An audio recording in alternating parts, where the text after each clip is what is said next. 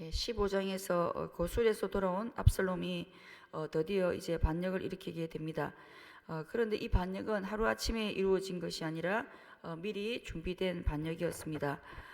사람들이 다윗에게 재판을 받으러 갈 때 중간에서 마치 자기가 백성을 가장 사랑하는 사람인 것처럼 또 정의로운 사람인 것처럼 말을 하고 백성의 마음을 훔치는 작업을 했습니다. 4년 동안 마음을 훔치는 일을 했으니 얼마나 많은 사람들을 자기 아버지 다윗으로부터 돌아서게 했겠습니까? 마음을 훔치는 일은 결국 자신의 그 사적인 목적을 위해 다른 사람들을 이간질시키는 그런 결과를 가져온다는 것입니다.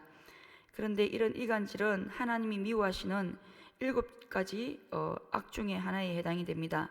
잠언 6장 16절에서 19절 말씀에 여호와께서 미워하시는 것 곧 그의 마음에 싫어하시는 것이 옌 7가지이니 곧 교만한 눈과 거짓된 혀와 무지한 자의 피를 흘리는 손과 악한 계교를 꾀하는 마음과 빨리 악으로 달려가는 발과 거짓을 말하는 망령된 정인과 또 형제 사이를 이간하는 자인이라고 말씀하십니다. 압살롬은 사람들의 환심을 사고 마음을 얻었는지는 모르지만 하나님의 마음에서 하나님이 싫어하시는 사람으로 낙인이 찍히게 된 것입니다. 그리고 4년 후 압살롬은 자신의 때가 되었다고 생각이 되었을 때 헤브론에 가서 아버지를 반역하고 스스로 왕이 됩니다. 그리고 다윗의 사람이 모사 아히도벨을 자신의 모사가 되도록 끌어들이게 됩니다. 아마도 아히도벨에게도 환심을 사는 말로 마음을 훔친 것 같습니다. 당시 아히도벨은 뛰어난 모략가였습니다. 메시지 성경 16장 23절에서는 아히도벨에 대해서 이렇게 말합니다. 그때 사람들은 아히도벨의 계획이 하나님 말씀만큼이나 믿을만하다고 생각을 했습니다. 그래서 다윗은 물론 압살롬도 다 그의 말을 의심 없이 그대로 따랐습니다. 아히도벨이 옆에서 조언을 하고 또 앞으로 일어날 일들을 예측하는 일에 있어서 하나님 말씀만큼이나 믿을만했다고 말합니다. 그만큼 정확했다는 말씀입니다. 압살롬은 이렇게 뛰어난 아히도벨을 자기 편으로 끌어들여서 함께 업무를 꾸몄던 것입니다. 아히도벨과 같은 뛰어난 모략가가 자신과 함께 했을 때 압살롬은 정말 이 반역이 성공하리라고 확신했을 것입니다. 그러나 압살롬은 사람을 세우기도 하시고 피하기도 하시는 분이 바로 하나님이라는 사실을 간과하고 있음을 보게 됩니다. 도저히 왕이 될 수 없었던 목동인 자기 아버지 다윗을 왕이 되게 하신 분이 바로 하나님이라는 사실을 간과한 것입니다. 다윗은 아히도벨이 자신을 돌아서고 또 많은 이스라엘 백성들의 민심이 다 압살롬에게 돌아갔다는 소식을 전해 듣자 생명의 위협을 느끼며 압살롬을 피해서 급히 도망을 가게 됩니다. 그런데 다윗은 도망 중에 아렉 사람 후세를 만나게 됩니다. 아히도벨이 떠나가자 새로운 모사 후세를 만난 것입니다. 그리고 다윗은 후세에게 압살롬에게 가서 아히도벨의 계획이 쓸모없는 것이 되게 해달라고 요청을 합니다. 후세는 다윗을 위해 기꺼이 위험을 무릅쓰고 압살롬에게 가게 됩니다. 그리고 그때 압살롬은 자기 아버지를 뒤쫓아가서 아버지를 어떻게 제거해야 할지에 대해서 자신의 모사들에게 지혜를 구하게 됩니다. 뛰어난 모사 아히도벨은 당장 기습 공격을 해야 한다고 조언을 합니다.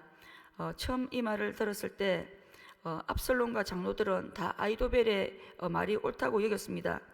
그런데 압살롬은 후세도 불러서 후세의 말도 들어보자고 합니다. 후세는 더 많은 군사를 모아 만반의 준비를 한 다음에 공격을 해야 한다고 조언을 합니다. 후세의 이런 제안은 다윗에게 도망갈 시간을 벌어주는 제안입니다. 사실 누가 봐도 다윗을 제거하는 일에는 아히도벨의 그 조언이 훨씬 더 적절하고 탁월합니다. 그러나 압살롬은 아히도벨의 조언과 후세의 조언 중에 후세의 조언이 더 뛰어나다고 생각을 하고 후세의 조언을 따르기로 결정합니다.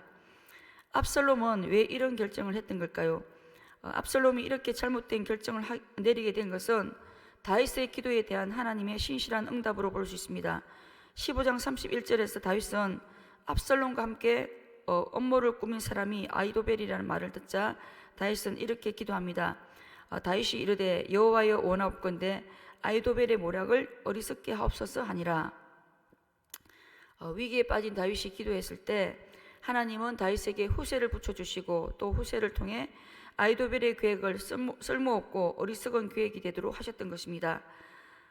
후세의 말대로 압살롬은 다윗에게 도망갈 시간을 벌어줌으로 인해 결국 다윗을 죽이려고 했던 시도들과 또 자신이 왕이 되고자 했던 모든 계획들이 물거품이 되고 맙니다. 다윗의 기도가 모든 상황을 역전시킨 것입니다. 그리고 후세는 압살롬이 자신의 계획을 받아들인 것을 다윗에게 알려주고 다윗이 서둘러서 요단강을 건너가게 합니다. 후세의 입장에서 지금 압살롬의 계획을 다윗에게 알려주는 일도 정말 쉽지 않았을 것입니다. 후세의 조언이 먹혔다는 소식이 다윗에게 조금이라도 늦게 도착을 한다면 아무리 후세의 계획을 압살롬이 받아들였다고 해도 아무 효력이 없습니다. 그리고 중간에 발각이 된다면 후세는 목숨을 잃을 수 있습니다. 후세는 다윗 왕을 살리기 위해 자신의 최선을 다하고 충성을 다하는 모습을 보여줍니다. 아이도벨과는 너무 대조적인 모습입니다. 아이도벨은 자신의 계획이 받아들여지지 않자 어떤 반응을 보입니까? 23절에 보니까 나귀를 타고 고향에 내려가서 재산을 정리한 뒤에 목을 메고 죽음으로써 그의 생을 마감합니다. 아이도벨은 자신의 제안이 받아들여지지 않자 왜 목을 메고 죽은 걸까요? 그동안 아이도벨의 계획은 하나님 말씀만큼이나 믿을만하고 정확했기 때문에 아이도벨은 스스로 자신이 너무 똑똑하고 특별한 사람으로 여겼던 것 같습니다. 그런데 이번에 그 똑똑함과 특별함이 받아들여지지 않자 좌절감에 죽음을 선택한 것 같습니다. 자신을 스스로 지혜롭다고 여기고 특별하다고 생각하는 것은 바로 교만입니다. 교만한 자의 결말은 항상 넘어지고 망하게 되어 있습니다. 잠언 16장 18절 말씀처럼 교만은 패망의 선봉이기 때문입니다. 아이도벨이 죽은 것은 바로 교만 때문으로 볼 수 있습니다. 교만은 다른 사람들도 힘들게 하지만 결국 자신을 망가뜨리는 주범이 되기 때문에 우리는 항상 교만의 덫에 걸리지 않도록 주의해야 합니다. 그리고 아이도벨의 최후는 예수님을 배반한 가룟 유다의 최후와 너무 비슷한 점이 있습니다. 두 사람 모두 계산에 밝고 똑똑합니다. 그리고 자신이 섬기던 주인과 선생님을 배반합니다. 그리고 목매달아 죽고 맙니다. 이 두 사람을 통해 배신자의 결말은 항상 끝이 좋지 않다는 것을 보게 됩니다. 왜 그런 걸까요? 배신의 밑바탕에는 이기심과 탐욕이 깔려있기 때문입니다. 욕심이 잉태한 적 죄를 낳고 죄가 장성하면 사망을 낳기 때문입니다. 오늘 우리는 후세와 아이도벨 중에 후세의 길을 걷고 있습니까? 아이도벨의 길을 걷고 있습니까? 조금 지혜가 부족해도 아이도벨이 아니라 후세의 길을 걸어갈 수 있어야 한다는 것입니다. 그리고 오늘 본문에서는 다윗의 도망을 도운 사람들을 빠뜨리지 않고 소개하고 있습니다. 후세는 다윗이 도망갈 시간을 벌게 해주고 또 후세의 계획을 또 요나단과 아히마스가 다윗에게 전해줍니다. 그 과정에서 압살롬의 부하들에게 추경을 당하던 그 요나단과 아히마스를 이름 없는 여인들이 마치 기생라합이 정탐꾼들을 숨겨준 것처럼 우물 속에 숨겨줍니다. 그리고 다윗이 마하나임에 도착했을 때 소바와 마길과 바르실레가 침구류와 먹을 것을 다윗을 위해 준비해 줍니다. 다윗은 급하게 도망을 나왔기 때문에 지친 몸으로 마하나임에 도착했을 것입니다. 그리고 아들을 피해 도망가는 길을 나섰기 때문에 다윗은 참 얼마나 치욕적이고 부끄러웠겠습니까? 그런데 다윗은 소바와 마길과 바르실레의 사랑과 환대를 받게 됩니다. 전혀 예상하지 못한 그들의 도움을 받으며 다윗은 하나님의 은혜의 손길을 경험하게 되었을 것입니다. 도망자 다윗이 이 사람들의 도움을 입었을 때 얼마나 큰 힘이 되었겠습니까? 사실 다윗을 돕는 것은 하나님 나라를 돕는 일입니다. 다윗이 안전해야 다윗의 후손인 예수님이 우리의 구원자로 이 땅에 오실 수가 있기 때문입니다. 이 사람들이 우리에게 보여주는 것은 무엇입니까? 우리는 거창하지 않아도 작은 섬김 하나로 마음만 있다면 얼마든지 하나님 나라를 위해 쓰임받을 수가 있다는 것입니다.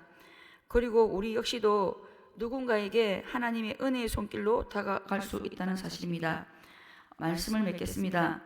압살롬은 모든 것을 씌우시고 피하시는 분이 하나님이라는 사실을 간과했지만 우리는 이 모든 상황을 통치하시고 다스리시는 분이 하나님이라는 사실을 잊지 말아야겠습니다. 다윗의 기도가 급박한 모든 상황을 역전시켰던 것처럼 하나님께서 오늘 우리의 기도를 통해 우리의 상황 역시도 역전시켜 주심을 우리가 기억하고 믿음으로 기도할 수 있어야겠습니다.